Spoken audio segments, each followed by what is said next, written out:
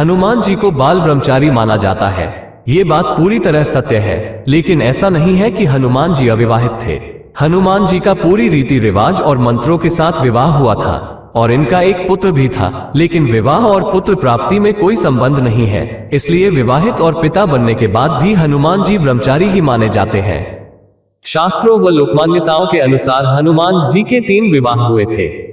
शास्त्र पाराशर संहिता के अनुसार सूर्यदेव से संपूर्ण ज्ञान प्राप्त करने हेतु हनुमान जी का पहला विवाह सूर्यपुत्री सुरवचला से हुआ था। शास्त्र पौम चरित के अनुसार वरुण से रावण के युद्ध में रावण की ओर से हनुमान ने युद्ध किया तथा उसके समस्त पुत्रों को बंदी बना लिया। वरुण ने अपनी पुत्री सत्यवती का तथा रावण ने अपनी दुहिता अनंतकुसुमा का विवाह हनुमान जी से कर दिया। ऐसी मान्यता है कि हनुमान जी जब अपने गुरु सूर्यदेव से शिक्षा प्राप्त कर रहे थे, तब सारी शिक्षा लेने के बाद एक आखिरी शिक्षा बची हुई थी, लेकिन ये शिक्षा अविवाहित व्यक्ति को नहीं दी जा सकती थी। सिर्फ विवाहित ही इस शिक्षा को प्राप्त कर सकते थे। ऐसे में आजीवन ब्रह्मचारी रहने का प्राण ले चुके हनुमान जी के लिए दुविधा की स्थिति उत्पन्न हो गई।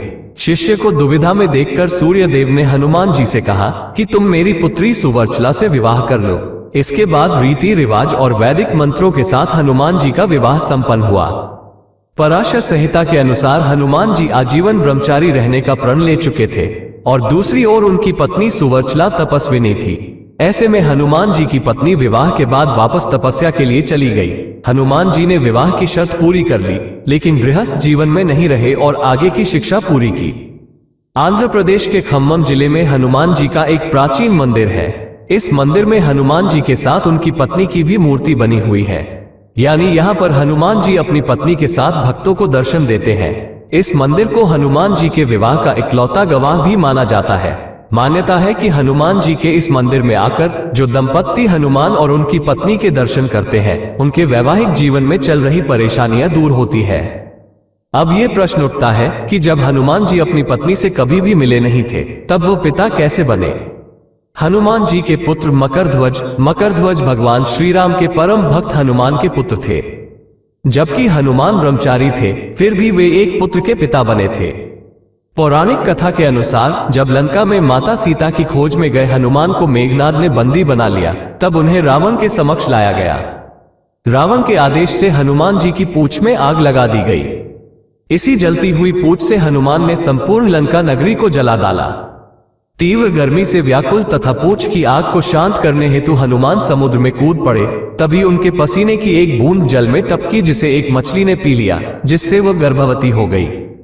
इसी मछली से मकरध्वज उत्पन्न हुआ, जो हनुमान के समान ही महान पराक्रमी और तेजस्वी था। जन्म कथा पवन पुत्र हनुमान बाल ब्रह्मचारी थे, लेकिन मकरध्वज को उनका पुत्र कहा जाता है। वाल्मीकि रामायण के अनुसार लंका जलाते समय आग की तपिश के कारण हनुमान जी को बहुत पसीना आ रहा था। इसलिए लंका दहन के बाद जब उन्होंने अपनी पूंछ में लगी आग को बुझाने के लिए समुद्र में छलांग लगाई, तो उनके शरीर से पसीने की एक बड़ी सी बूंद समुद्र में गिर पड़ी। उस समय एक बड़ी मछली ने भोजन समझ वह बूंद निगल ली। उसके उदर में जाकर वह बूंद एक शरीर में बदल गई। एक दिन पाताल के असुर राज अहिरावण के सेवकों ने उस मछली को पकड़ लिया। जब वे उसका पेट चीर रहे थे, तो उसमें से वानर की आकृति का एक मनुष्य निकला। वे उसे अहिरावण के पास ले गए। अहिरावण ने उसे पातालपुरी का रक्षक नियुक्त कर दिया। यही वानर हनुमान पुत्र मकरध्वज के नाम से प्रसिद्ध हुआ। मकरध्वज भी हनुमान जी के समान ही महान पराक्रमी और तेजस्वी था। उसे अहिरावण द्वारा पाताल लोक का द्वारपाल नियुक्त किया गया था। जब अहिरावण श्री राम और लक्ष्मण को देवी के समक्ष बलि चढ़ाने के लिए अपनी माया के बल पर पाताल ले आया था, तब श्री राम और लक्ष्मण को मुक्त कराने के लिए हनुमान पाताल लोक पहुंचे और वहां उनकी भेंट मकरध्वज से हुई। उसके बाद मकरध्वज ने अपनी उत्पत्ति की कथा हनुमान को सुनाई। हनुमान जी ने अहिरावण का वध कर प्रभु श्री राम और लक्ष्मण को मुक्त कराया और श्री राम ने मकरध्वज को पाताल लोक का अधिपति नियुक्त करते हुए उसे धर्म के मार्ग पर चलने की प्रेरणा दी।